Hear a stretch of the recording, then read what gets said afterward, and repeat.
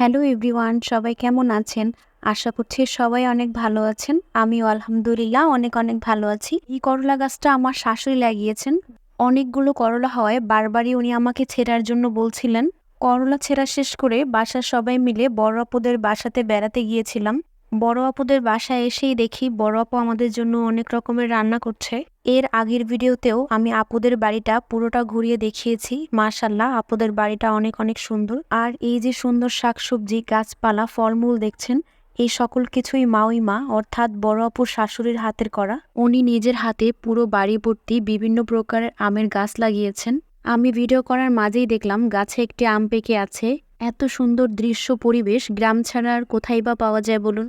যাই হোক, আপুদের বাসায় খাওয়া দাওয়া শেষ করে সন্ধ্যার দিকে আমি আসি এবং আমাদের ফ্রেন্ড রিয়াজুল মিলে বাইরে একটু ঘুরতে বের হলাম। রাতের বেলায় ঢাকা শহর ঘুরতে আমার বরাবরই অনেক ভালো লাগে, তবে গ্রামও কোনো অংশে কম না।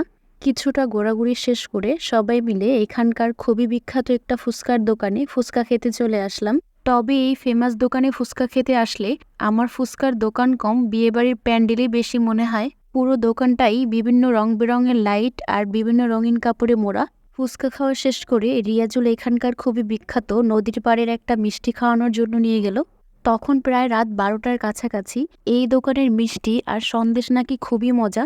তবে এই দোকানের মিষ্টির সাইজটা আমার কাছে বেশ ভালো লেগেছে। মিষ্টি দেখতে যতটা ভালো ছিল, খেতেও অনেক অনেক ভালো ছিল। সর্বশেষ সবাই মিলে রাতের খাবারটা খাওয়ার জন্য একটা রেস্টুরেন্টে চলে গেলাম। পুরো দিনটি অনেক ভালো কেটেছে আলহামদুলিল্লাহ।